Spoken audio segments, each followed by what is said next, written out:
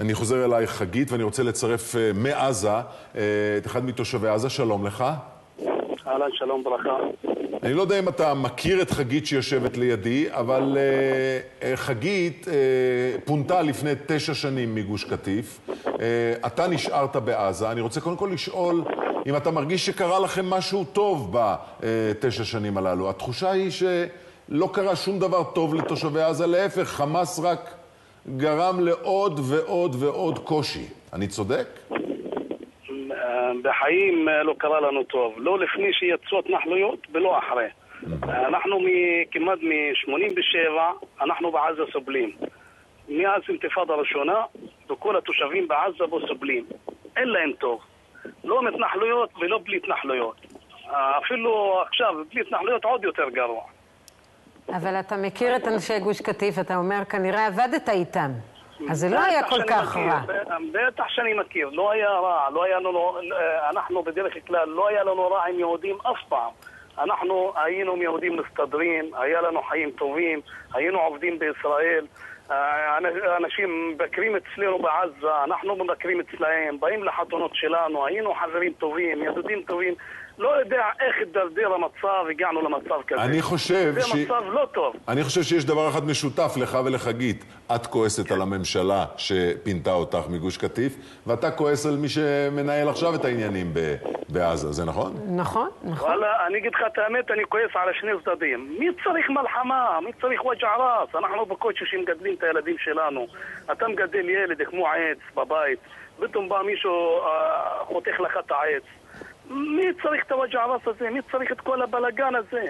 אני חושבת שבאמת החיים שלכם איתנו היו חיים טובים. גם אצלנו היו פועלים. לבעלי היה מוסך גדול, והיו איתו הרבה פועלים ערביים, חברים טובים. מי שעושה את הבלגן זה לא אתם, אבל זה הממשלה שמנהלת, או השלטון שמנהל היום את הרצועה. תגיד, אגב, חגית אמרה לי שהיא הייתה מוכנה מאוד לחזור לגוש קטיף ולחזור עם ההיסטוריה לאחור. אתה היית שמח לזה? תשמע, היום כבר הזמן עבר. אין אף אחד שישמח מזה, למה זה בלגן, עוד בלגן, אנחנו רוצים פתרון. אנחנו לא רוצים לחזור לגוש ונתחיל עוד בלגן חדש. אנחנו רוצים פתרון פוליטי. תדע לך, לעזה אין פתרון צבאי. אין, חבל על הזמן. ניסיתם אינתיפאדה ראשונה, אינתיפאדה שנייה.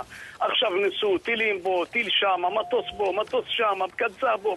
אבל אם נחזור... אין פתרון צבאי. אבל אם נחזור להתיישב שם, אז כן. אנחנו צריכים להיות חברים. חבל על הילדים שלנו בשלכם, חבל על הטילים. אז צריך שלטון אחר. במקום לזרוק את הטילים האלה, תתנו כסף לעניים, מצד שלכם, גם מצד שלנו, תתרמו. אבל אני אגיד לך את האמת, בצד שלנו אין להם ברירה, אין להם פתרון.